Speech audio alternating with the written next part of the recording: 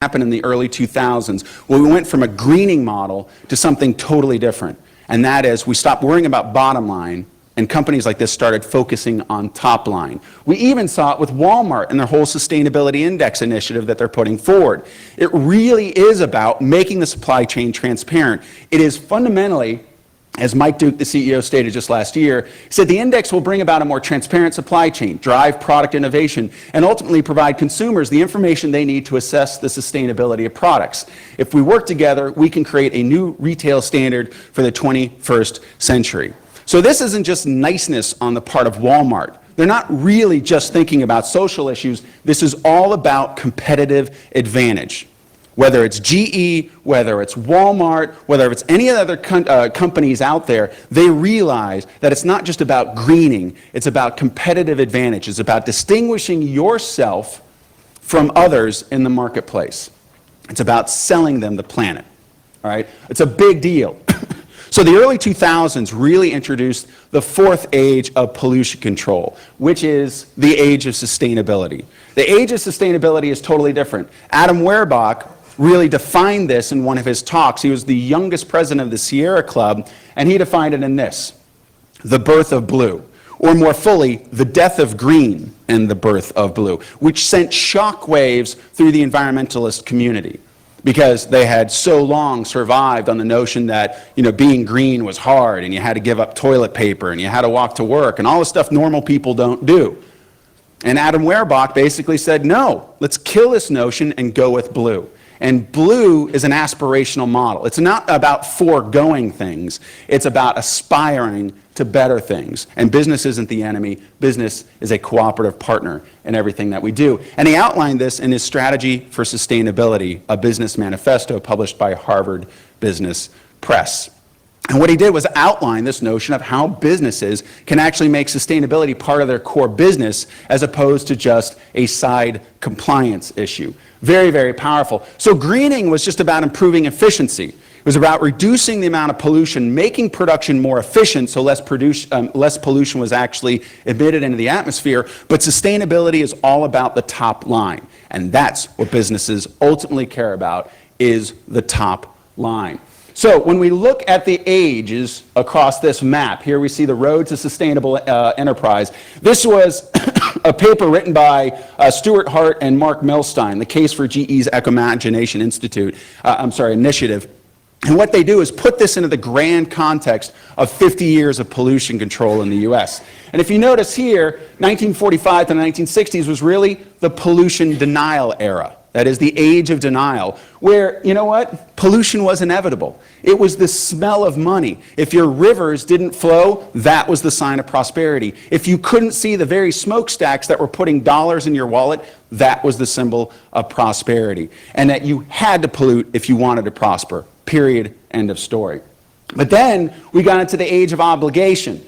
Really, it was the end of pipe regulations that we saw, where the polluter pays.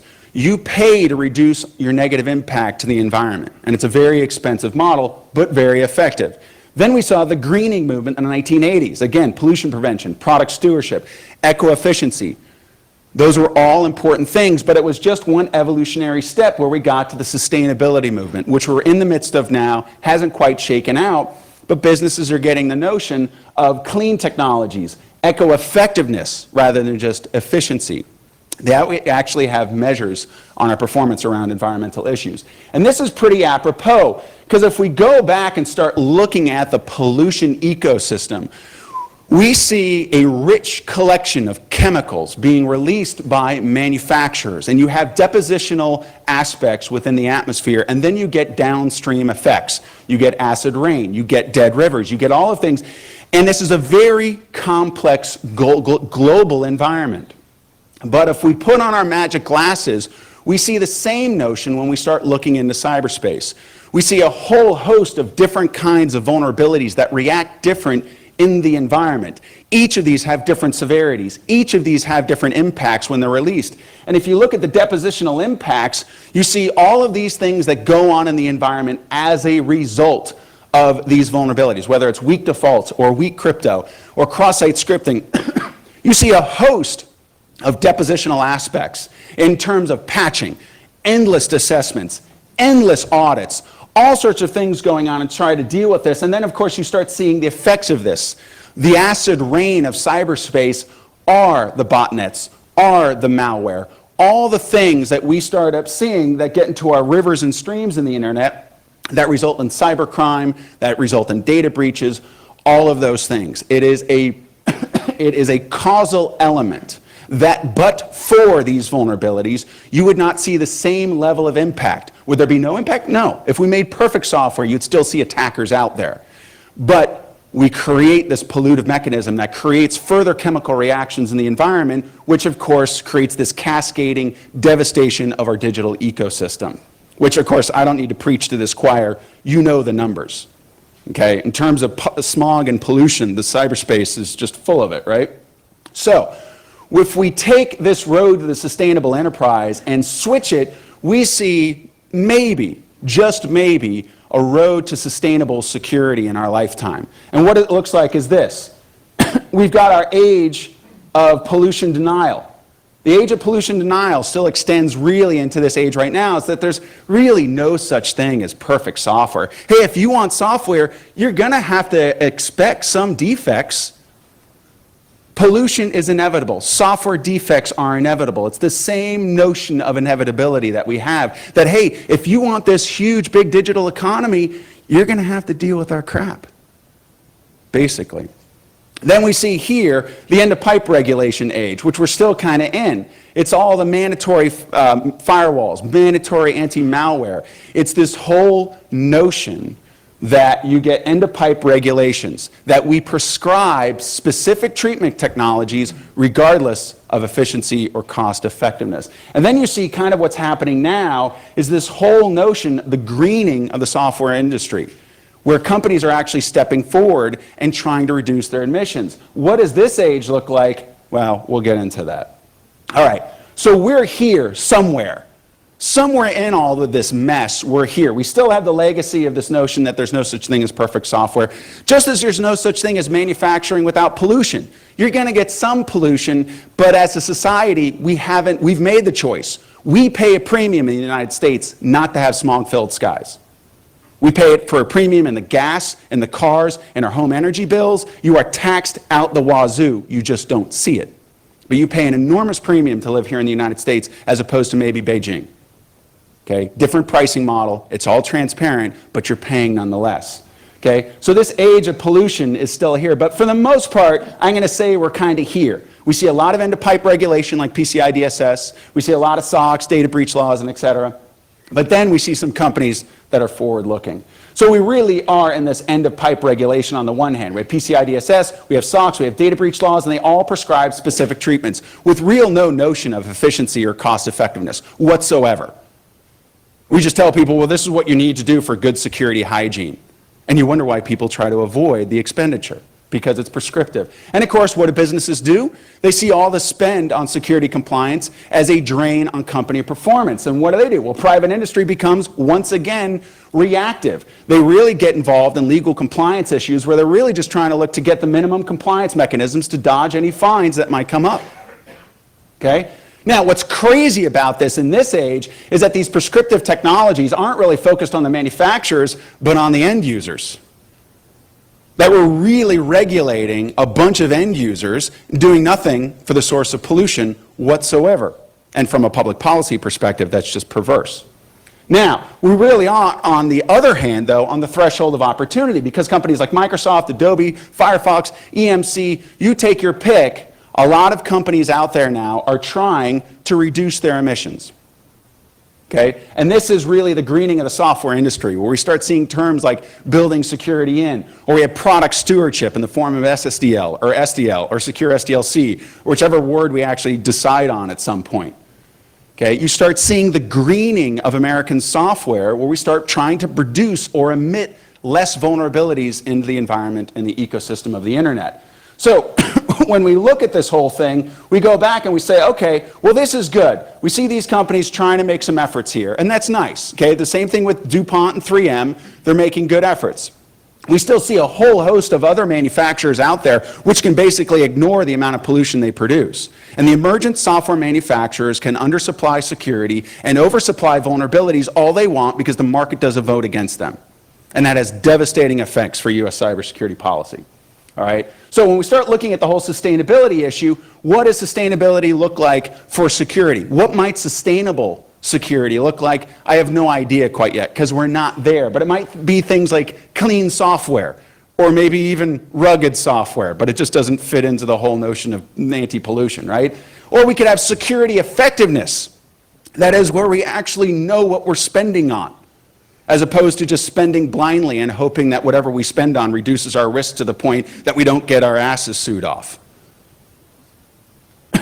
All right, and ultimately, maybe this whole notion of the base of the pyramid will kick in to not only the software industry, but to the security industry. Because if you look at the world, if it were only comprised of 100 people, only 7 of those people really have access to computer systems. The majority of the world does not.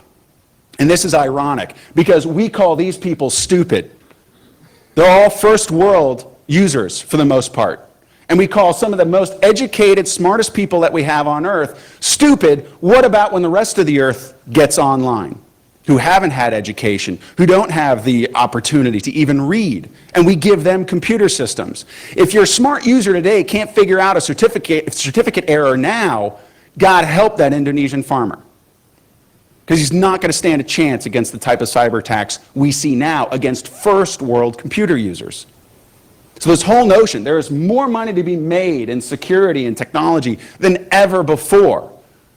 But we're going to lead these people to the slaughter if we don't give them systems that they can choose better with. All right, so these are some of the lessons that GE learned in part of their eco-imagination and their sustainability initiatives. One, they said, well, it'll probably cost too much. And what they learned was that it actually saved the company money. Two, it's really all about being green. But what they learned is it's really about industrialization, or put on your business hat, top line. It's all about growing revenues for the company. It's not just about saving money for the company. Customers will hate this, okay? They won't want to have a bunch of pop-up dialog boxes, whatever it is we might put in the security industry there, but they actually realize that customers will save money. They actually reduce the amount of taxation on them by not having to spend so much on other pollution control offset technologies. Here we have a big issue. They thought that action by the elite will be necessary, whereas opposed it was really about scale. It was really about creating new jobs that they never even thought about creating. Okay, we don't need an elite movement. They might need a vanguard kick things off, but if you rely on the elite, you'll only end up with frustration. And then finally, well, we can do this alone, which you still see in the software industry tremendously to many regards, when you realize that a system is required, not just a markets or not just a intercompany system, but a market system where you can differentiate between competitors. So there are possibly 10, those are the lessons that GE learned. I'm going to give you what I think are maybe some of the 10 lessons that we could learn very quickly about the whole pollution/software vulnerability issues. The first lesson is this: inevitability is a choice. Inevitability is a choice. That Pittsburgh in 1948, this shot was taken at noon because of all of the coal emissions from the plants. All right. Now, if you look at Pittsburgh in 2010, completely different. There is something that happens within the mind when you flip to say, like, wow, this is really prosperity. I can't breathe, but this is what prosperity must feel like. To, wait a minute, this is pollution. This is hurting me. This is killing us. When that switch happens, we're not quite certain yet. But there is a notion that people will choose prosperity, and they really don't care what it looks like at first. If you go to Beijing in 2008, that's the entrance to the Forbidden City. China is an emergent power, and they are willing to pollute aggressively in order to get there, just like we did. Okay? Moscow, 2010. It's in there. I kid you not. Red Square is somewhere in that picture. Okay? Emergent economies will pollute profusely in order to gain the prosperity that they've seen the United States gain. All right? So we see the same thing, though, if we apply this to the software industry. Namely, people are so focused on feature marketing that they do not stop to think about bugs until it is too late. After generations of this and of the problem getting worse all the time, end users have developed the sort of Stockholm syndrome with regard to buggy software. They believe it is normal, expected, and inescapable.